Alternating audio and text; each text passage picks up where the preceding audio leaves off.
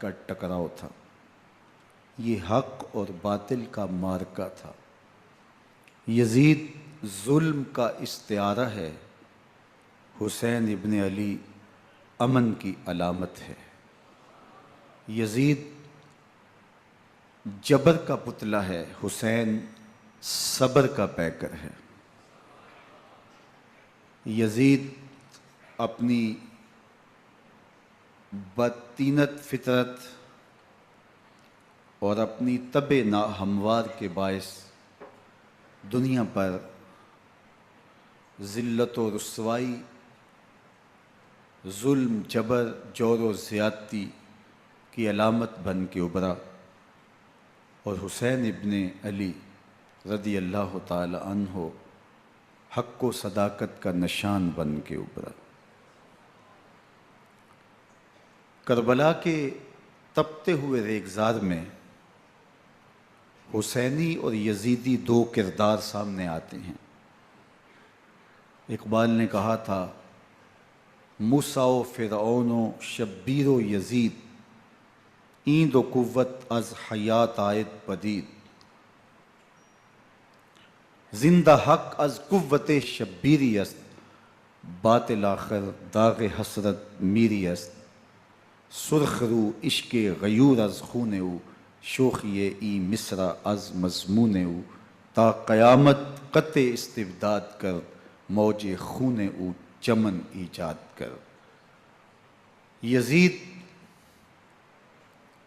بہدل کی بیٹی محسون کا ناپاک بیٹا تھا، اور حسین محمد عربی کی بیٹی فاطمہ کا شہزادہ تھا۔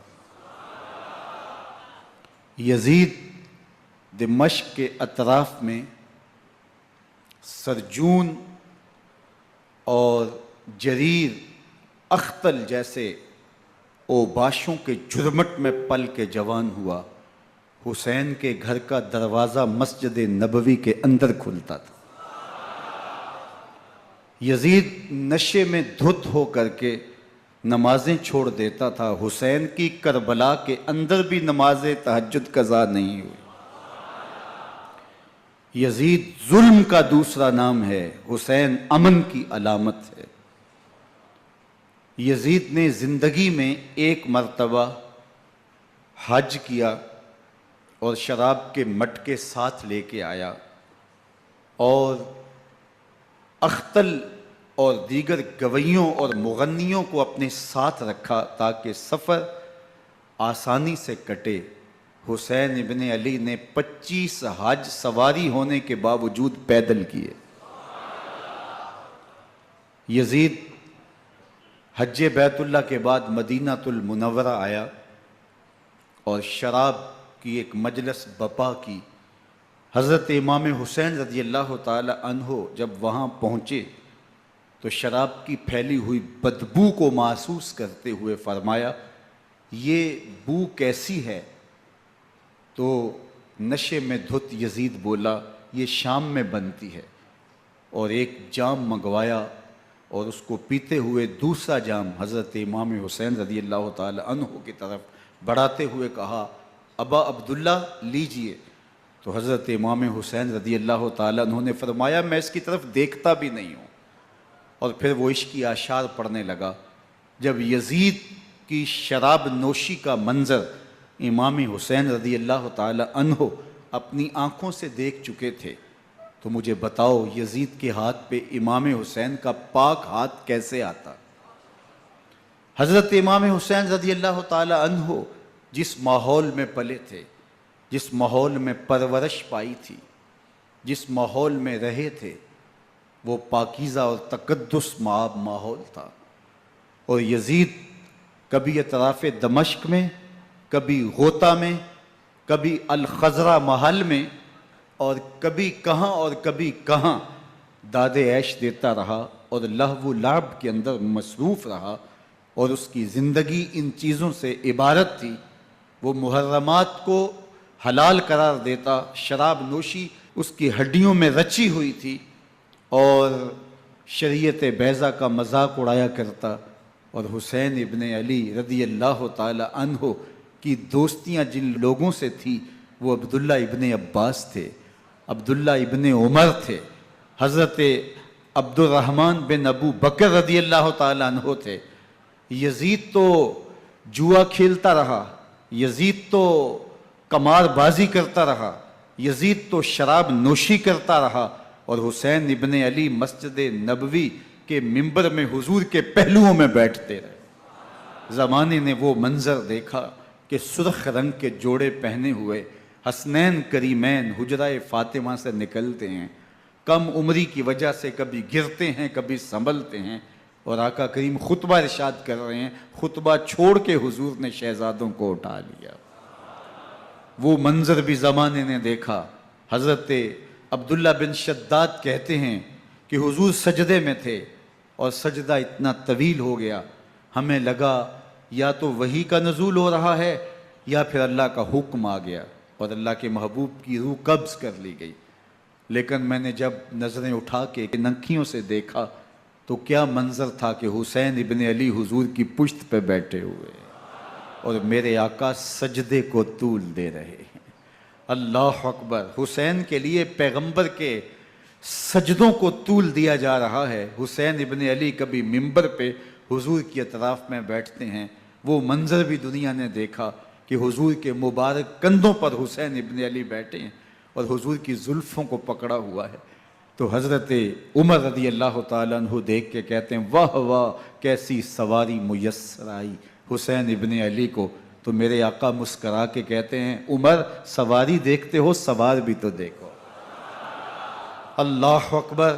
حضرت اسامہ بن زید بن حارثہ رضی اللہ تعالیٰ عنہ فرماتے ہیں رات کا ایک پہر گزر گیا اور مجھے حضور سے کوئی کام تھا، میں آقا کریم کی خدمت میں حاضر ہوا، در دولت پہ دستک دی، حضور تشریف لائے تو چادر اوڑی تھی، بکل کی ہوئی تھی میرے حضور نے، تو میں نے اپنی حاجت کہی تو حضور نے میری حاجت پوری کر دی۔ لیکن ایک منظر میں نے دیکھا کہ حضور نے جو چادر کی بکل فرمائی تھی اس کے اطراف میں پہلوؤں میں ابھار تھے، جس طرح اندر کوئی ہو۔ مجھ سے نہ رہا گیا، میں نے پوچھ لیا، میں نے کہا بندہ نواز چادر کے اندر کیا ہے؟ فَكَشَفَهُ، تو حضور نے چادر کو کھول دیا۔ فَإِذَا الْحَسَنُ وَالْحُسَيْنُ عَلَىٰ وَرِكَيْهِ، تو کہتے ہیں میں نے اپنی آنکھوں سے دیکھا ایک پہلو سے امام حسین لپٹے ہوئے تھے، ایک پہلو سے امام حسن لپٹے ہوئے تھے۔ فرمایا یہ میرے بیٹے ہیں، یہ میری بیٹی کے بیٹے ہیں، اے اللہ میں ان سے پیار کرتا ہوں، تو بھی ان سے پیار کر، جو ان سے پیار کرے اس سے بھی پیار کر۔ ان کی محبت کا درس دیا، ان کے پیار کا سبق پڑھایا، کہا ان سے پیار کرنے والا میرے سے پیار کرنے والا ہے، ان سے بغض رکھنے والا میرے سے بغض رکھنے والا ہے۔ ان کی تکلیف حضور کو بے چین کر دیتی تھی۔ حضرت سیدہ فاطمہ الزہرا رضی اللہ تعالی عنہ کے گھر کے قریب سے گزرے تو حضرت امام حسین کے رونے کی آواز آ رہی تھی، تو آقا کریم علیہ السلام نے فرمایا کہ فاطمہ حسین کو چپ کرواؤ، الا تعلمی ان بقاءہ یوزینی، تو جانتی نہیں حسین کا رونا مجھے دکھ دیتا ہے۔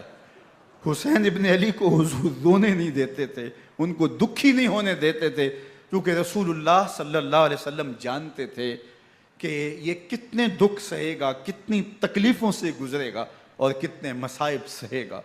زمانے نے وہ گھڑیاں بھی دیکھیں کہ حضرت حذیفہ بن یمان رضی اللہ تعالیٰ عنہ فرماتے ہیں کہ میں حضور کی خدمت میں نماز مغرب کی ادائیگی کے لیے حاضر ہوا، اور میں نے یہ اجازت خاص طور پہ اپنی ماں سے اس شرط پہ لی تھی کہ امی آپ مجھے اجازت دیں، میں حضور کی خدمت میں حاضر ہوتا ہوں، مغرب کی نماز بھی ادا کروں گا اور پھر حضور سے عرض کروں گا حضور میرے لیے اور میری ماں کے لیے بخشش کی دعا کر دیجئے۔ ماں نے اس شرط پہ اجازت دے دی اور میں حضور کی خدمت میں آ گیا، نماز مغرب ادا کی، سلام پھرا تو میرے دل میں آرزو تھی میں حضور سے عرض کروں حضور میرے لیے اور میری ماں کے لیے مغفرت کی بخشش کی دعا کر دیں، لیکن حضور عبادات میں ذکر میں نوافل میں ایسے مشغول ہوئے کہ میں آرزو رکھنے کے باوجود بھی عرض نہ کر سکا۔ خیر نماز عشاء کا وقت ہوا، اذان پکاری گئی، حضور مصلی پہ آئے، نماز پڑھی، سلام پھرا تو میرے دل میں پھر خیال آیا کہ ماں سے ایک نماز کی چھٹی لی تھی، نمازیں بھی دو ہو گئیں، ماں نے جاتے پوچھنا ہے حضور سے میرے لیے اور اپنے لیے مغفرت کی بخشش کی دعا کروائی تھی تو کیا جواب دوں گا، اور حضور اٹھے اور کاشانہ اقدس کی طرف چل دیے۔ اب میرے دل میں یہ خیال رہ کے آ رہا تھا کہ ماں کو کیا جواب دوں گا، میں تو حضور سے بخشش و مغفرت کی دعا کروا ہی نہیں سکا۔ جب حضور چل پڑے تو غیر ارادی طور پہ میں بھی حضور کے پیچھے چل پڑا۔ چلنے میں تھوڑی سی رفتار تیز ہو گئی جس سے قدموں کی آہٹ پیدا ہوئی، تو جب آواز پیدا ہوئی تو حضور نے رخ پھیرے بغیر فرمایا من ھذا، میرے پیچھے پیچھے کون آ رہا ہے؟ پھر خود ہی کہا حذیفہ تو نہیں؟ تو میرا دل دھڑک رہا تھا، قل تو نعم، میں نے کہا جی حضور میں حذیفہ ہوں۔ فرمایا ما حاجتک غفر اللہ لک ولامک، کیا کام ہے؟ اللہ تجھے بھی بخش دے، تیری ماں کو بھی بخش دے۔ اب جو کام تھا وہ جنبش لب سے پہلے ہی ہو گیا، یہاں تو لفظوں کا سہارا بھی نہیں لینا پڑتا، وہ بند لبوں کی بولیاں بھی سنتے ہیں۔ اقبال بولا ہے فروغت صبح آثار و دہور، چشم تو بی نندائے ما فی الصدور، تیری نظر تو سینوں کے چھپے راز بھی دیکھتی ہے۔ تو کہا ما حاجتوں کا غفر اللہ لک ولامک، اللہ تجھے بخش دے، تیری ماں کی بھی مغفرت کر دے، کیا کام ہے؟ اب جو کام تھا وہ تو ہو گیا۔ تو میرے حضور نے ارشاد فرمایا حذیفہ سنو، ابھی ایک فرشتہ آیا ہے جو اس سے قبل دھرتی پر پہلے کبھی نہیں آیا، آج پہلی مرتبہ اللہ سے اجازت لے کے 2 کام کرنے آیا ہے۔ ایک تو مجھے سلام کرنے آیا ہے اور دوسرا خوشخبری دینے آیا ہے کہ آپ کی بیٹی فاطمہ جنتی عورتوں کی سردار ہے اور حسن اور حسین جنتی جوانوں کے سردار۔ ایک طرف یزید ناپاک میسون کا پلیت بیٹا، اور ایک طرف محمد عربی کا نواسا، فاطمہ کے دودھ کا اثر، علی المرتضیٰ کے خون کی تاثیر، رسول اللہ صلی اللہ علیہ وسلم کے کندھوں پہ بیٹھنے والا۔ ایک دن حضور نے امام حسین رضی اللہ تعالیٰ عنہ کے ہاتھ پکڑ لیے اور ان کے پاؤں اپنے پاؤں پہ رکھے اور پھر فرمایا بیٹے آگے بڑھو، اور ان کے پاؤں حضور کی پنڈلیوں پہ آئے۔ پھر کہا بیٹے اور آگے بڑھو، حتیٰ کہ ان کے پاؤں حضور کی رانوں پہ آئے۔ پھر فرمایا بیٹا اور آگے بڑھو، تو ان کے پاؤں حضور کے مبارک بطن اقدس پہ آئے۔ پھر بازوؤں کو کھینچ کے اپنے قریب کیا اور حسین ابن علی کے منہ میں اپنی زبان رکھ دی، اور وہ اس طرح چوس رہے تھے جس طرح کھجور چوسی جاتی ہے۔ تو اللہ کے محبوب علیہ السلام نے حسین ابن علی کو اپنی زبان کا لعاب دہن دے کر کے، وہ شیر رحمت دے کر کے، وہ کوثر و تسلیم سے پاکیزہ تر آب رحمت عطا کر کے ان کی ہمیشہ کے لیے پیاس بجھا دی، تاکہ کل کربلا کے تپتے ہوئے ریگزار میں حسین ابن علی کو پیاس کی شدت تنگ نہ کرے اور پائے استقلال میں لغزش نہ آنے پائے۔ ان نازوں سے پالے ہوئے حسین کو، ان محبتوں سے پالے ہوئے حسین ابن علی کو امتحان بھی اتنے بڑے درپیش تھے۔ یاری تیری سونا پر ازمیشاں تیریاں اگ، سونا پرکھیا جاوندا ہے نال اگاں دے لگ۔ جتنا بڑا شخص ہوتا ہے اتنی آزمائشیں بھی بڑی ہوتی ہیں۔ پیغمبر رحمت کی آغوش میں کھیلنے والا، حجرہ فاطمہ کا جانشین، مصلی رسول کا وارث، منبر رسول صلی اللہ علیہ وآلہ وسلم پر حضور کے مبارک پہلو اور گود میں بیٹھنے والا حسین، حضور کی زبان چوسنے والا حسین، حضور کے کندھوں پہ سواری کرنے والا حسین، آقا کریم علیہ السلام کے مبارک سجدے کی حالت کے اندر حضور کی پشت پہ کھیلنے والا حسین، جس حسین کا دروازہ مسجد نبوی کے اندر کھلتا تھا اور یزید کی کرتوتوں کے چشم دید گواہ تھے۔ یزید جب تخت نشین ہوتا ہے تو اسے یہ فکر ہوتی ہے کہ امام حسین، عبداللہ بن زبیر، عبداللہ بن عمر، عبداللہ ابن عباس یہ میری بیعت کریں، اور وہ ولید بن عقبہ کو لکھتا ہے کہ ہر صورت میں ان کی بیعت لو، اور اگر بیعت نہ دیں تو سختی کرو۔ حضرت امام حسین رضی اللہ تعالی عنہ کو بلاوا آتا ہے کہ آپ کو دارالامارت میں گورنر ہاؤس میں بلایا جا رہا ہے۔ ولید بن عقبہ کا پیغام آپ کو پہنچتا ہے۔ آپ اس وقت فرماتے ہیں کہ اس وقت جو پیغام پہنچا ہے وہ کسی خطرے سے خالی نہیں ہے، تو کچھ سواروں کو ساتھ لیا، کہا تم دارالامارت کے باہر کھڑے رہنا، اگر میری آواز بلند ہوئی تو اندر آ جانا، ورنہ تم انتظار کرنا۔ آپ اندر گئے۔ ولید بن عقبہ نے مروان کو بھی بلایا تھا۔ مروان بن حکم یہ گورنر مدینہ ولید سے پہلے رہ چکا ہے، تو اس نے مشورہ دیا کہ سختی کی جائے۔ خیر ولید بن عقبہ نے کہا کہ یہ خط ہے، حضرت امیر معاویہ کا انتقال ہو گیا اور یزید تخت نشین ہوا ہے، لہٰذا وہ آپ سے بیعت کا مطالبہ کرتا ہے۔ تو حضرت امام حسین رضی اللہ تعالیٰ عنہ نے فرمایا کہ میرے جیسا شخص یوں چھپ کے بیعت نہیں کر سکتا، اور آپ واپس پلٹے۔ مروان بن حکم نے ولید بن عقبہ کو کہا کہ یہ موقع ہے جانے نہ دیا جائے، اگر یہ نکل گئے تو دوبارہ تم قابو نہیں پا سکو گے، اور انہیں یہیں قتل کر دیا جائے۔ حضرت امام حسین رضی اللہ تعالیٰ عنہ نے یہ بات سن لی۔ کہتے ہیں حضرت امام حسین انہی قدموں کے بل واپس پلٹے اور مروان بن حکم سے مخاطب ہو کے کہا، مروان کیا بول رہا ہے؟ وہ خاموش ہو گیا۔ فرمایا تو جانتا نہیں ہم کون ہیں؟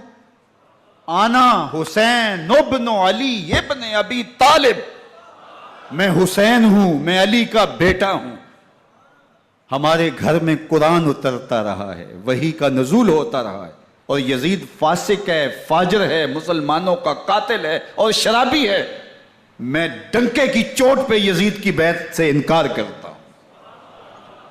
بس حیدری کچھار سے محمدی شیر نکل آیا ہے۔ اب اوسان خطا ہو گئے، راستہ چھوڑ دیا، واپس آئے، سیدہ زینب سے ملے، کہا مدینے کو چھوڑنا پڑے گا۔ کہا بھیا کیا ہوا؟ کہا یزید بیعت لینے پہ مصر ہے اور میں کسی صورت بھی بیعت نہیں کروں گا۔ رسول اللہ کا مدینہ ہمارے خون سے لالا زار بنے گا، میں نہیں چاہتا کہ حضور کے شہر نور کی حرمت پامال ہو۔ دوستو وہ کیسا منظر ہوگا جب حسین ابن علی نے آخری حاضری حضور کے روضے پہ دی ہو۔ حاجی یا معتمر 10 دن کے لیے، 8 دن کے لیے، 20 دن کے لیے مدینہ المنورہ عارضی سکونت اختیار کرتا ہے، اور حضور کے روضہ انور سے، اس شہر نور سے، ان گلیوں سے، ان بام و در سے ایسا مانوس ہو جاتا ہے کہ جب واپس پلٹ رہا ہوتا ہے ان دعاؤں کے ساتھ کہ دوبارہ آنا بھی نصیب ہو، اور اسے لگتا ہے کہ میں دوبارہ بھی بلایا جاؤں گا، لیکن اس کے باوجود شہر حبیب چھوڑنا قیامت سے کم نہیں ہوتا۔ اعظم چشتی مرحوم آخری بار جب حضور کے روضہ انور پہ گئے تو بیمار تھے، ویل چیئر پہ تھے۔ باب بقی سے باہر نکلے تو خادم سے کہا کہ میری ویل چیئر پیچھے سے کھینچو تاکہ میرا رخ روضہ انور کی طرف رہے، اور وہ پیچھے سے کھینچتا چلا جا رہا ہے، اور جب باب مکہ سے پیچھے جنت البقیع کے قریب سے گنبد خضرا نگاہوں سے اوجل ہونے لگا تو اعظم چشتی مرحوم نے کہا، جان بدن سے نکلتی ہے اعظم، جان بدن سے نکلتی ہے اعظم، کوئی آسان ہے مدینے سے جدا ہونا، کوئی آسان ہے مدینے سے جدا ہونا۔ یہ اس شخص کی کہانی ہے جو 10 دن، 5 دن، مہینہ، 2 ماہ وہاں رہتا ہے، اور پھر اس شہر کو چھوڑ کے آنا اس کے لیے آسان نہیں ہوتا۔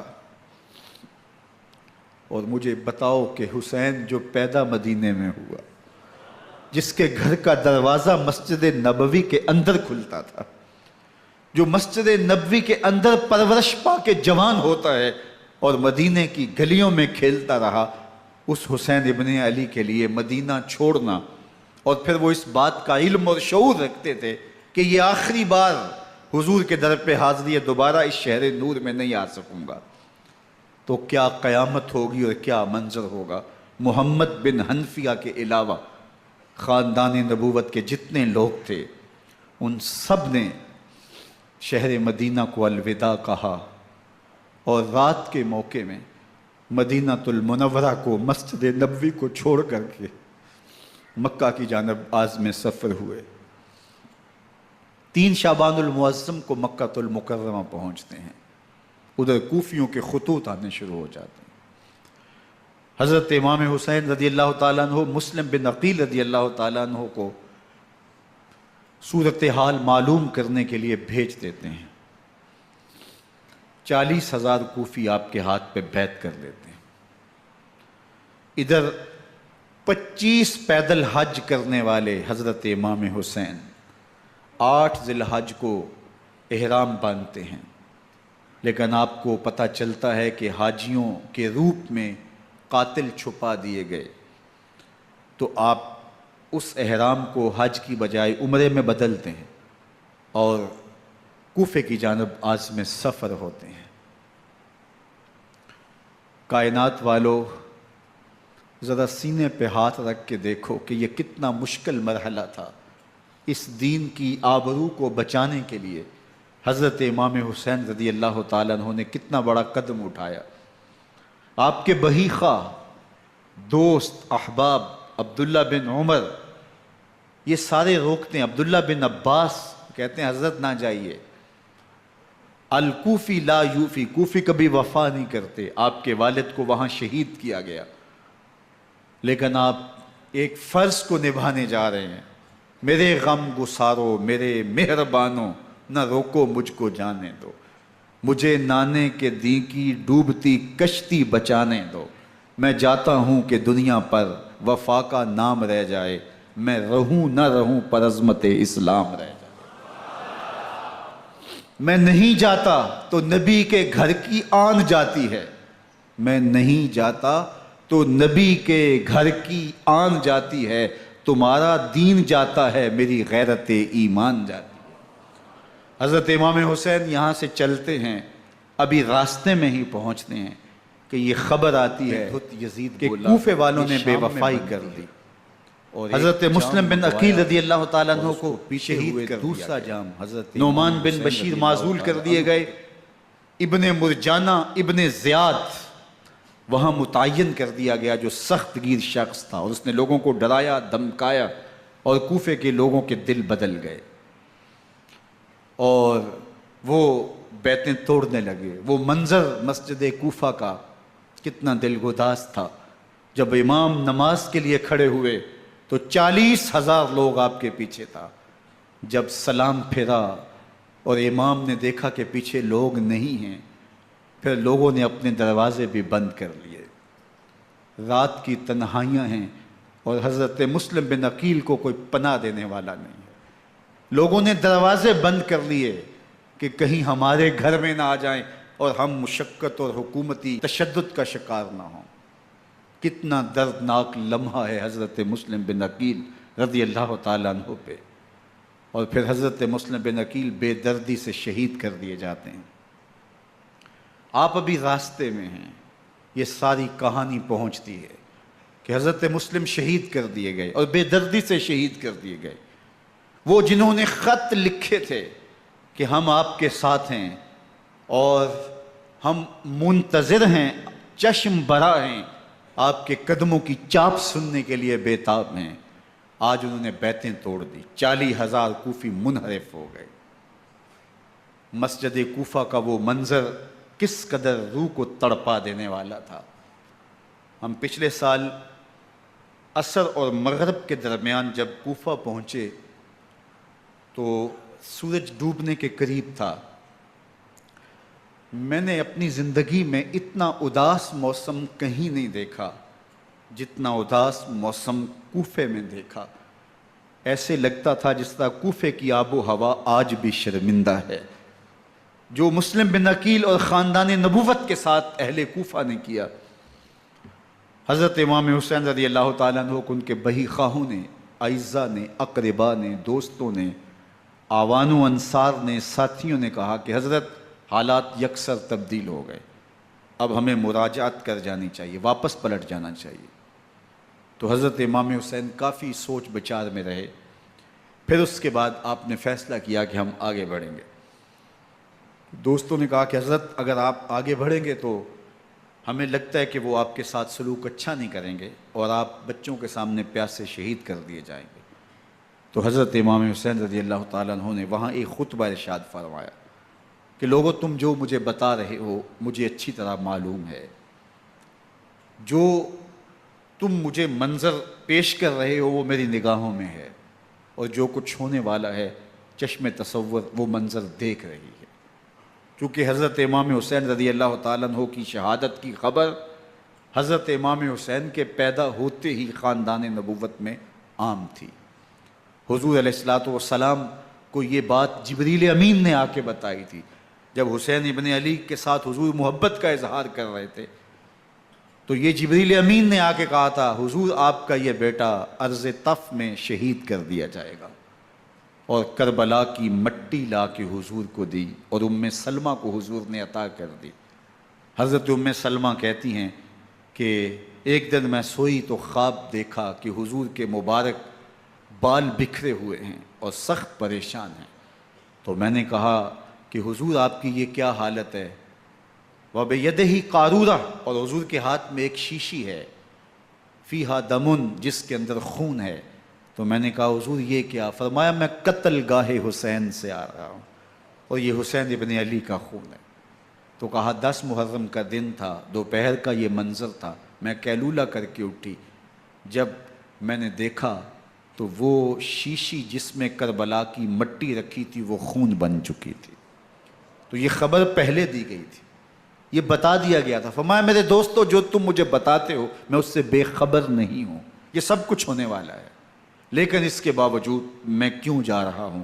تو آپ کا ایک تاریخ ساز جملہ ہے جو کربلا کے فلسفے کو ہمارے سامنے رکھتا ہے کہ یہ اتنا بڑا امتحان کیوں دیا۔ حضرت امام حسین رضی اللہ تعالیٰ عنہ نے فرمایا وَلَكُمْ فِيَّ أُسْوَةٌ، میں اس لیے جا رہا ہوں قیامت تک ظلم، جبر اور ناانصافی کے خلاف کھڑے ہونے والوں کے لیے کوئی نمونہ تو ہو۔ میری زندگی قیامت تک ظلم، جبر اور استحصالی نظام کے خلاف کھڑے ہونے والوں کے لیے نمونہ ہے۔ تو حضرت امام حسین رضی اللہ تعالیٰ عنہ نے حق اور باطل کے درمیان ایک سرخ لکیر کھینچ دی اپنے خون سے۔ اب حق اور باطل کا امتیاز کرنا مشکل نہیں ہے، کوئی باطل پہ اڑا رہے تو الگ بات ہے، لیکن امتیاز کرنا مشکل نہیں ہے۔ حدود بالکل واضح کر دیں۔ اقبال نے یہاں کتنی خوبصورتی کے ساتھ اس مضمون کو نبھایا۔ سرخ رو عشق غیور از خون او، شوخی این مصرع از مضمون او، تا قیامت قطع استبداد کر، موج خون او چمن ایجاد کر۔ ایک جہاں آباد کر دیا، حق اور باطل کی راہیں اجال دی۔ اب لوگوں کو یزید کا چہرہ پہچاننے میں دیر نہیں لگتی، وقت کے ہر یزید کا چہرہ آسانی سے پہچانا جا سکتا ہے۔ یہ معرفت زمانے کو کروائی کس نے؟ حسین ابن علی نے کروائی رضی اللہ تعالی عنہ۔ تو حضرت امام حسین نے فرمایا کہ جو میرے ساتھ ہونے والا ہے میں اچھی طرح جانتا ہوں، لیکن میں اس کے باوجود آگے بڑھوں گا۔ پھر بڑھے اور کربلا میں جا کے خیمہ زن ہو گئے۔ 7 محرم کو پانی بند کر دیا گیا۔ پانی بند ہوا تو کھانا بھی میسر نہیں تھا، لیکن ذکر پانی کا ہوتا ہے اس لیے کہ کھانے کے بغیر انسان کئی دن کاٹ لیتا ہے، لیکن پانی کے بغیر گزر نہیں ہوتی۔ تو فرات کی نہر سامنے اپنی موجوں کے ساتھ چمک رہی ہے، لیکن ایک قطرہ آب بھی آل رسول کو نہیں دیا جا رہا۔ کائنات کے اندر ایسے انوکھے امتحان بھی ہوتے ہیں۔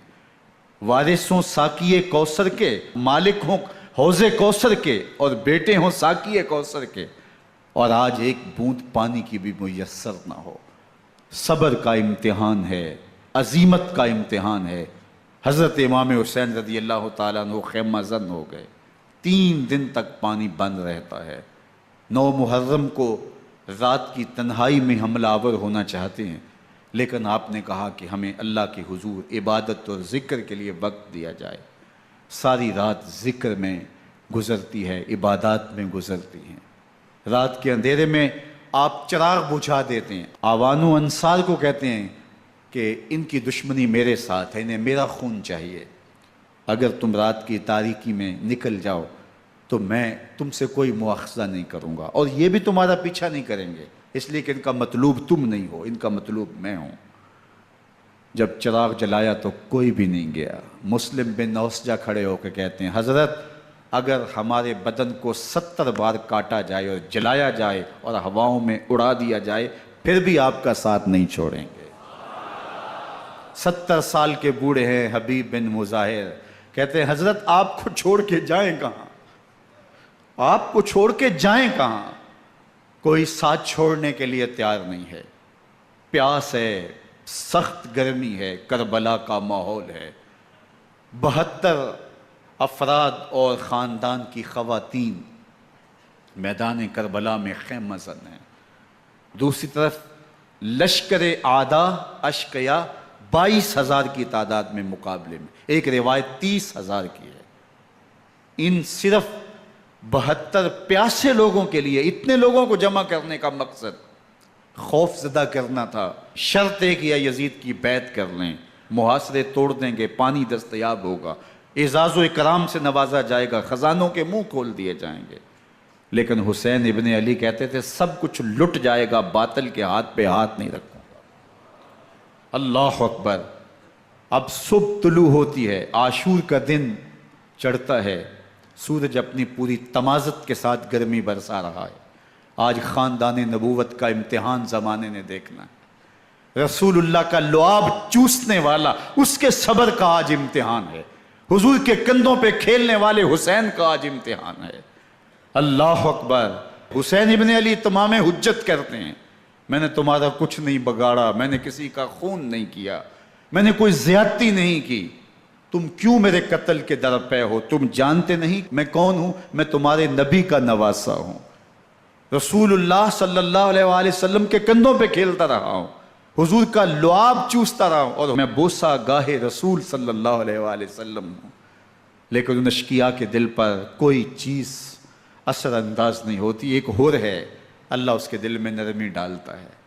پہلے تو امام حسین کو گھیر کے لے کر کے آتا ہے، لیکن بعد میں وہ قافلہ یزید سے قافلہ حسین کی طرف آ جاتا ہے. امام حسین فرماتے ہیں تو دنیا میں بھی ہور ہے، آخرت میں بھی ہور ہے. آزادی مل جاتی ہے. باقی 22,000 کا لشکر جرار امام حسین کے قتل کے در پائے ہے. پھر تاریخ نے خاندان نبوت کا وہ انوکھا امتحان دیکھا. حضرت امام حسین کے بچے بالخصوص خواتین پیاس کی شدت میں حلق خشک ہیں. حضرت سکینہ تڑپ کے اپنے باپ سے کہتی ہیں کہ مجھے 6 ماہ کے لیے اصغر کی پیاس نہیں دیکھی جا رہی. بچے کو ہاتھوں پہ اٹھاتے ہیں اور نہر فرات کے کنارے پہنچ کے فرماتے ہیں اشقیاء سے مخاطب ہو کے تمہارا معاملہ میرے ساتھ ہے، اس 6 ماہ کے بچے نے تمہارا کچھ نہیں بگاڑا. اور چلو بھر کے اس کا حلق سیراب کرنا چاہتے ہیں.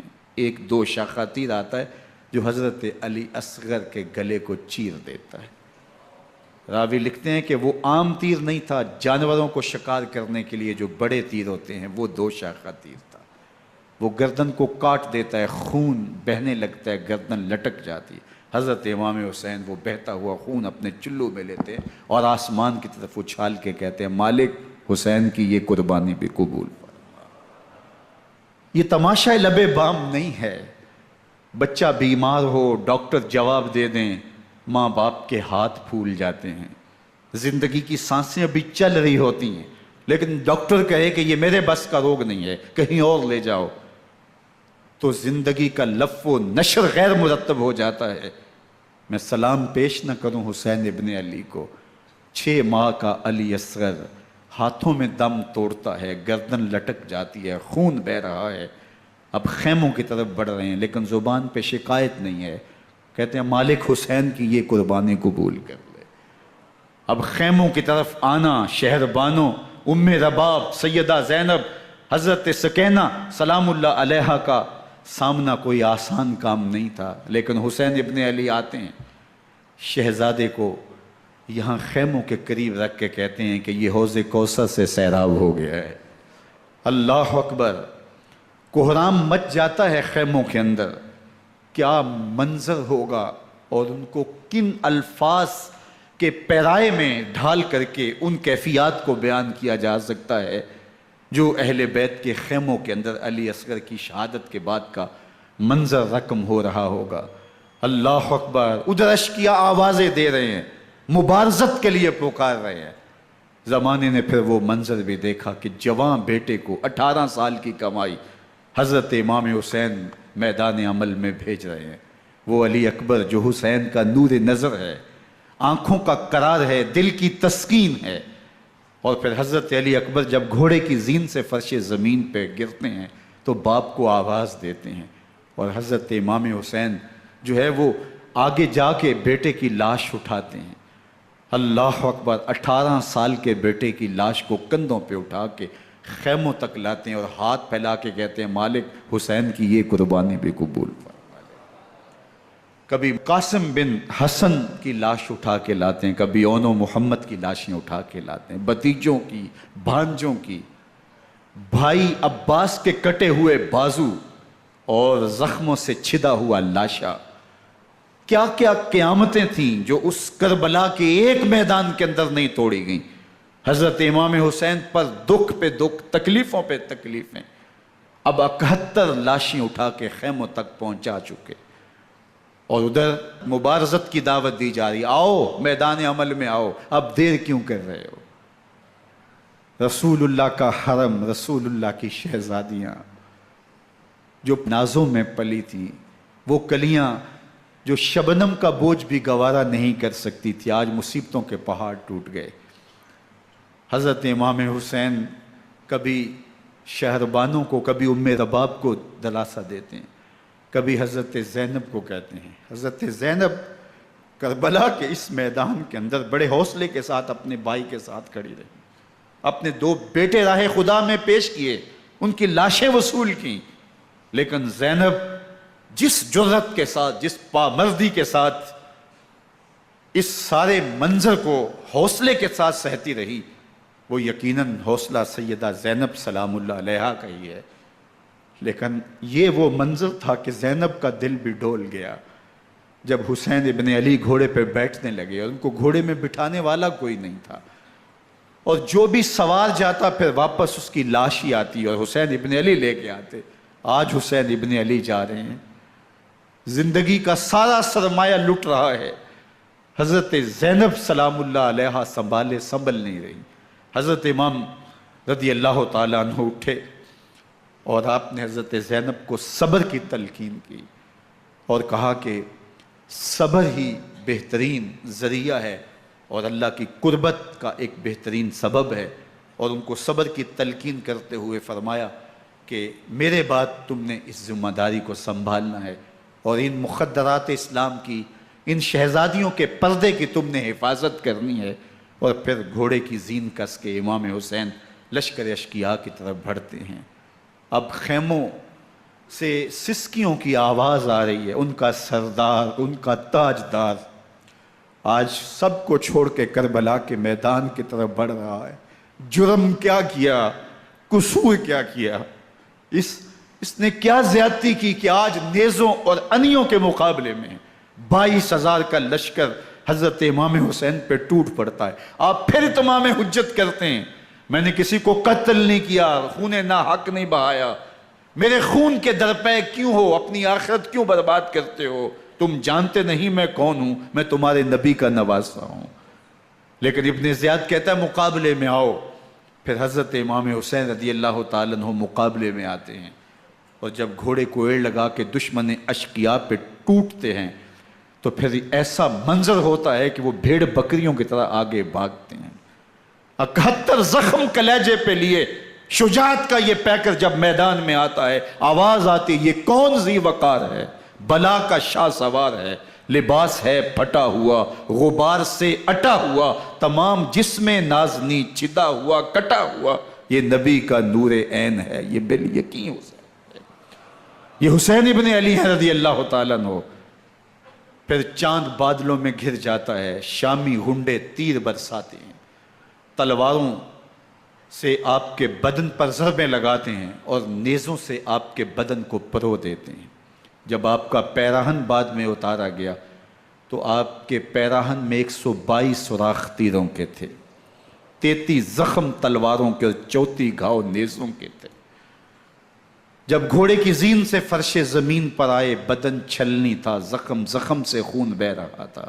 3 دن کا پیاسا حسین، اللہ اکبر، بدن زخموں سے چور، 71 لاشیں کلیجے پہ لیے، مخدرات اسلام کے پردے کا خیال دل میں الگ ہے، لیکن گھوڑے کی زین سے جب فرش زمین پہ امام حسین آتے ہیں، زبان پہ ہائے نہیں، نالا و شیون نہیں، چیخ و پکار نہیں، آتے ہی پیشانی سجدے میں رکھتے ہیں اور پکارتے ہیں اللہم ردن بقضائکا وصبرن علی بلائکا تسلیمن لامرکا سبحان ربی العالی۔ مالک گھر لٹا کے، بچے لٹا کے، خاندان سب کچھ قربان کر کے، اپنے بدن کو زخموں سے چھلنی کروا کے، تیروں اور نیزوں کی انیوں سے اپنے آپ کو زخمی کروا کے، تیرے حضور سر جھکا کے یہ اقرار کرتا ہوں کہ حسین تیری تقدیر پہ راضی ہے۔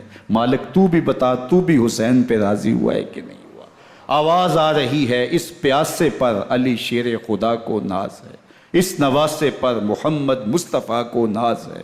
اوروں نے بھی سجدے کیے پر اس کا عجب انداز ہے، اس نے وہ سجدہ کیا جس پر خدا کو ناز۔ حسین ابن علی رضی اللہ تعالیٰ عنہ کا سر انور دست قاتل نے تب کاٹا جب وہ سجدے میں جھکا ہوا تھا۔ یزید نے کہا میں بیعت لوں گا، امام حسین نے کہا کبھی بھی نہیں دوں گا، یہ سر کٹ سکتا ہے، جھک نہیں سکتا۔ سر کاٹ کے نیزے کی نوک پہ چڑھا دیا گیا، اور یہ اس بات کا اعلان تھا کہ ہم جیت گئے اور حسینی ہار گئے، اور لشکر یزید میں غوغا مچ گیا، نقارے بجنے لگے کہ ہم جیت گئے، دیکھو امام حسین شہید کر دیے گئے، اور سر کاٹ کے نیزے کی نوک پہ چڑھایا گیا۔ لیکن لشکر یزید سے ہی آواز آئی، یہ کیسا سر ہے جو کٹ کے بھی سر بلندی ہے، کٹ گیا ہے پھر بھی اونچا ہے۔ اللہ اکبر، یہ سر سجدے میں کٹا ہے، رب کے حضور عبادت کی حالت میں کٹا ہے۔ حسین آج بھی سجدے میں ہے، اللہ اکبر، حسین آج بھی سجدے میں ہے، بلکہ کٹے ہوئے سر کا رخ زمین کی جانب تھا اور کٹی گردن آسمان کی طرف، یوں نیزے پہ پرویا گیا۔ اللہ اکبر، ایک شاعر نے نقشہ کھینچا، بآنکھ سر نیزے پہ اور سوئے زمیں ہے روح، یعنی سجدہ ثانی کی ہے آرزو۔ رکعت کے 2 سجدے ہوتے ہیں، ابھی ایک سجدہ ہوا تھا کہ دست قاتل نے سر کاٹ دیا، کہا حسین کی پیشانی میں دوسرے سجدے کی تمنا مچل رہی ہے۔ یہ تھا حسین ابن علی کا سجدہ، ساری زندگی رب کے حضور سجدہ قضا نہیں ہونے دیا۔ آج پانی نہیں ہے، اللہ اکبر، آج تیمم کر لیتے ہیں، آج اپنے خون کو اوڑھ کر کے حسین نے اپنی پیشانی اپنے مالک کے حضور جھکا کر کے عظیمت کی وہ انوکھی داستان رقم کر دی کہ صدیاں گزرنے کے باوجود بھی ان کی یادوں کے چراغ روشن ہیں۔ جب حضرت امام حسین اور دوسرے آیان و انصار کو شہید کر دیا گیا تو ان کے سر نیزوں کی نوک پہ چڑھا دیے گئے۔ حضرت امام حسین کا کٹا ہوا سر اور باقی 71 افراد کے کٹے ہوئے سر نیزوں کی نوک پہ، اور 10 سواروں کو ابن سعد نے کہا کہ ان کو رون دو، اور گھوڑوں کی ٹاپوں تلے حضرت امام حسین رضی اللہ تعالیٰ عنہ اور ان کے آوان و انصار کو جو ہے وہ روندا گیا، حتیٰ کہ ان کی استخوان مبارک، ان کی ہڈیاں بھی چور چور ہو گئیں۔ روننے سے قبل ان کا لباس اتار لیا، ان کے کپڑے اتار لیے گئے۔ اللہ اکبر، کیسی دردناک گھڑیاں تھیں۔ یزید کا صرف یہی بد کرداری کا مرحلہ نہیں تھا، اس کربلا کے صحرا کے اندر یزید نے جس طرح امام حسین رضی اللہ تعالیٰ عنہ کو شہید کیا اور حضرت امام حسین کے خاندان کو شہید کیا، جب مدینہ المنورہ پر یزید نے مسلم بن عقبہ کو مقرر کیا، جس کو بزرگوں نے مصرب بن عقبہ کہا ہے، تو اس کو کہا 3 دن تک مدینے کا حرم تمہارے لیے حلال ہوگا، جو چاہو تم کرنا، اور شامی فوجوں کو اجازت ہوگی۔ تو وہاں بھی انہوں نے 10,000 تابعین اور 700 صحابہ کو شہید کیا۔ حضرت ابو سعید خدری رضی اللہ تعالیٰ عنہ گھر سے باہر نکلے، کافی بوڑھے ہو چکے تھے، تو انہوں نے حضرت ابو سعید خدری کو پکڑ لیا، کہا تم کون ہو؟ کہا مجھے ابو سعید خدری کہتے ہیں۔ تو کہا ہاں تمہارا نام سنا ہے، اور داڑھی سے پکڑ کے کھینچا اور کہا کہ ہے تمہارے پاس جو ہمیں دو؟ تو کہا کہ میرے پاس تو کچھ بھی نہیں، میں تو فقیر آدمی ہوں۔ تو ان کے گھر ان کو لے گئے، تو 2 کبوتر رکھے تھے حضرت ابو سعید خدری نے، تو وہ کبوتر لوٹ کے لے گئے۔ اللہ اکبر۔ حضرت ابن سنان رضی اللہ تعالیٰ عنہ کو، جو حضور کے علم بردار تھے فتح مکہ کے دن، ان کو ستو پہلے پلائے اور پھر ان کی گردن کاٹی گئی اور کہا یہ ہے وہ ستو جو تم زندگی میں آخری بار پیو گے۔ ایک گھر میں داخل ہوئی شامی فوج، تو ایک خاتون کے ابھی بچہ پیدا ہوا تھا، اور قابلہ نے، دائیا نے وہ بچہ ماں کی چھاتی پہ لٹایا اور وہ ماں کا پہلا دودھ پی رہا تھا۔ تو یہ جا کے کہنے لگے نکالو تمہارے پاس جو کچھ ہے۔ تو اس خاتون نے کہا تم جانتے ہو یہ بچہ کون ہے؟ تو انہوں نے کہا ہم نہیں جانتے۔ کہا یہ حضرت ابن ابی کبشہ انماری رضی اللہ تعالیٰ عنہ کا بچہ ہے، اور یہ وہ صحابی ہیں کہ جو بیت الشجرہ کے موقع پہ حضور کے ہاتھ پہ بیعت کرتے ہیں۔ انہوں نے اس چیز کا لحاظ نہ کیا کہ جو کچھ ہے وہ ہمیں دو ورنہ تیرے بچے کو نہیں چھوڑیں گے۔ تو ماں بچے سے مخاطب ہو کے کہتی ہے، ابھی بچہ پیدا ہوا ہے اور ماں سے پہلا دودھ پی رہا ہے، کہ بیٹے اگر میرے پاس کچھ ہوتا، وہ قیمتی سے قیمتی چیز بھی ہوتی، تیری جان کے لیے قربان کرتی، لیکن اس وقت میرے پاس کچھ ہے نہیں۔ تو ایک شکی آگے بڑھا اور بچے کو ایک ٹانگ سے پکڑ کے کھینچ کے دیوار کے ساتھ پٹک کے مارا، جس سے دماغ کا بھیجا نکل گیا۔ کیا کیا زیادتیاں نہیں کی۔ 700 صحابہ حرہ کے واقعہ میں شہید کیے یزید نے، اور 10,000 تابعین شہید کیے۔ مسجد نبوی میں ممبر رسول کے ساتھ گھوڑے باندھے، اور وہ ممبر رسول اور مصلی رسول کے قریب لید کرتے رہے۔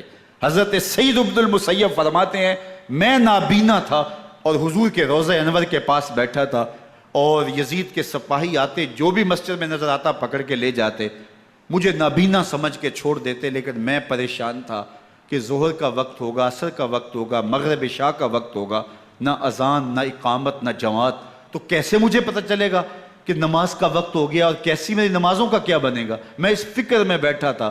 لم ازل اسمع الاذان والاقامت من قبر رسول اللہ صلی اللہ علیہ وآلہ وسلم۔ فرماتے ہیں جب بھی پھر نماز کا وقت آیا، گنبد خضرا سے اذان کی بھی آواز آئی، اقامت کی بھی آواز آئی۔ 3 دن تک مسجد نبوی کے اندر گھوڑے بندے رہے اور مدینہ کی حرمت پامال کی۔ مدینہ کے گھروں کے اندر یہ بدکماش داخل ہوئے، اور جو بدکاریاں انہوں نے کی کلیجہ منہ کو آتا ہے۔ 1002 شیزائیں ان بدکاروں کی بدکاریوں کی وجہ سے کنواری حالت کے اندر حاملہ ہوئی۔ 3 دن تک مدینے کا حرم انہوں نے پامال کیا، اور پھر مکہ المکرمہ میں کعبہ اللہ پر گولے برسائے اور کعبہ کا غلاف جل گیا۔ وہ تو یزید مر گیا اور حضرت عبداللہ ابن زبیر رضی اللہ تعالیٰ عنہ نے اپنی خلافت کا اعلان کیا۔ یزید کے یہ کرتوت تھے، ادھر اہل مدینہ کو ستایا، ادھر اہل مکہ کو ستایا، اور رسول اللہ صلی اللہ علیہ وسلم کے خانوادے کی بے حرمتی اور توہین کی۔ نہ صرف انہیں قتل کیا گیا، ان کی لاشوں پہ گھوڑے دوڑائے۔ ابن سعد اور شمر جو ہے وہ خیموں میں داخل ہوا اور مخدرات اسلام کی چادریں چھیننے کی کوشش کی۔ حضرت زینب سلام اللہ علیہ نے مخاطب ہو کے کہا ہمارے چہرے کے رکھوالے چلے گئے ہیں، ظالم تو خیال نہیں کرتا ہم رسول اللہ کی بیٹیاں ہیں۔ حضرت شہربانو، حضرت زین العابدین اور حضرت زینب سلام اللہ علیہم، ان تینوں کو ایک اونٹ پہ باندھا گیا، اور باقی اونٹوں پہ باقی سادات کو، حضور کی شہزادیوں کو باندھا گیا، رسیوں میں جکڑا گیا، اور اونٹوں پہ باندھ کر کے کوفے کی جانب آگے آگے شہیدوں کے سر چل رہے ہیں، اور پیچھے یہ قافلہ چل رہا ہے۔ اور جب یہ قافلہ وہاں سے گزرا جہاں لاشیں پڑی تھی، امام زین العابدین 14 سال کے تھے اور بیمار تھے، اور ان کا حوصلہ نہ ہوا، وہاں غشی ان کے اوپر آنے لگی، اور وہ منظر ابن کثیر نے، باقی لوگوں سب نے لکھا ہے کہ پھر جب ان کی یہ حالت ہوئی تو پھر سیدہ زینب سلام اللہ علیہ، جنہوں نے ابھی تک بڑے حوصلے کے ساتھ ساری مشکلات کا مقابلہ کیا تھا، اب ان کے بندھن ٹوٹ گئے اور آنکھوں سے آنسو بہنے لگے، اور سیدہ زینب تھے امام حسین رضی اللہ تعالیٰ عنہ کی لاش پہ کھڑے ہو کے، اور وہ روندی ہوئی لاش، ٹوٹی ہوئی ہڈیاں، اور وہ بڑا بدن، کٹا ہوا سر نیزے کی نوک پہ اور لاش یہ پڑی ہے، تو حضرت سیدہ زینب نے مدینے کی طرف منہ کر کے جو ہے وہ حضور سے فریاد کی، یا محمد آہو، یا محمد آہو، ھذا حسین بالآراء مزمل بالدماء، یا محمد آہو بناتوں کا سبایا۔ یا رسول اللہ، اے پیارے آقا، یا جد آہو، اے ہمارے نانا محترم، یہ دیکھیے آپ کا حسین پڑا ہوا ہے، بدن سے کپڑے اتار لیے گئے، خاک ہوائیں اڑا رہی ہیں اور اس کے اوپر چادر جو ہے وہ مٹی کی پڑ گئی ہے۔ حضور آپ کی اولاد کاٹ دی گئی، اور پھر کہا بناتوں کا سبایا، حضور دیکھیے آپ کی بیٹیوں کے ہاتھ باندھ دیے گئے ہیں، اونٹوں پہ کس دیا گیا ہے، سر شہیدہ آگے آگے چل رہے ہیں، اور حضرت سیدنا امام حسین کا آگے آگے سر ہے۔ راستے کے اندر ایک جگہ آئی، رات گزری اور ان کو اتارا گیا۔ رات کا موقع تھا، ایک خاتون آئی اور اس نے کوئی کھانا پیش کیا ان کو اور کہا کہ میں کسی زمانے میں حضرت سیدہ فاطمہ الزہرا کی نوکری کیا کرتی تھی، ان کی لونڈی تھی، ان کی کنیز تھی، اور آج مجھے پتہ چلا کہ آپ لوگ گزر رہے ہیں، تو میں نے کہا کہ میں اپنی مخدومہ کے خاندان کی خدمت کروں۔ اور پھر اس نے کہا کہ اس وقت سیدہ کی گود میں ایک 6-7 ماہ کی بچی تھی جس کو زینب کہا کرتے تھے، تو سیدہ زینب نے کہا کہ اماں اگر پہچانتی ہو تو وہ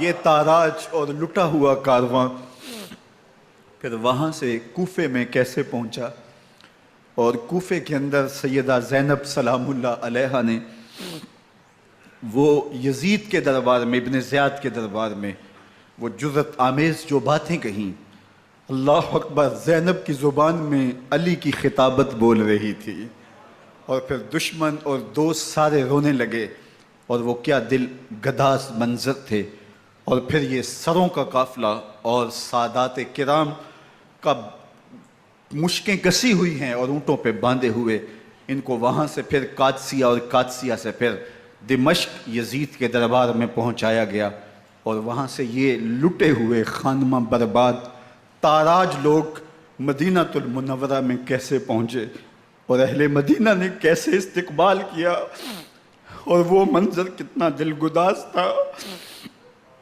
جب اہل مدینہ زینب سے پوچھتے تھے زینب حسین کہاں ہے؟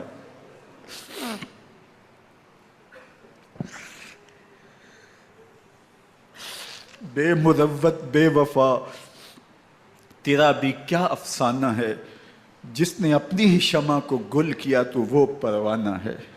اپنے پیغمبر کے شہزادوں کو اور اپنے پیغمبر کی شہزادیوں کو جو دکھ اس امت نے دیے، یہ کائنات کی ایک انوکھی داستان ہے۔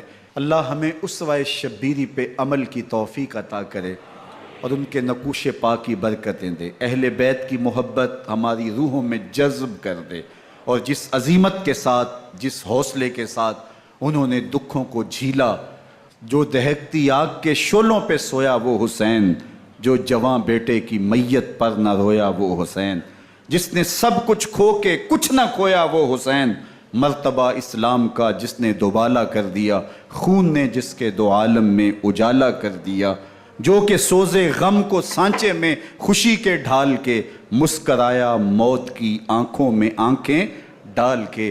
اے حسین ابن علی تم پر سلام، نازش آل نبی تم پر سلام۔ ذرا میرے ساتھ یہ پڑھ لیجئے، اے حسین ابن علی تم پر سلام، نازش آل نبی تم پر سلام، تم پہ لاکھوں رحمتیں لاکھوں سلام، اے شہیدان محبت کے امام، لالا گوں لالا بدن لالا کفن، اے چمن اندر چمن، زندگی ہی زندگی تیری حیات، اے حیات اندر حیات، افتخار ملت بیضا ہے تو، رب کعبہ کی قسم یکتا ہے تو، فخر کا دل میں دریچہ باز کرنا چاہیے، جن کا تو آقا ہے ان کو ناز کرنا چاہیے۔ وآخر دعوانا ان الحمدللہ۔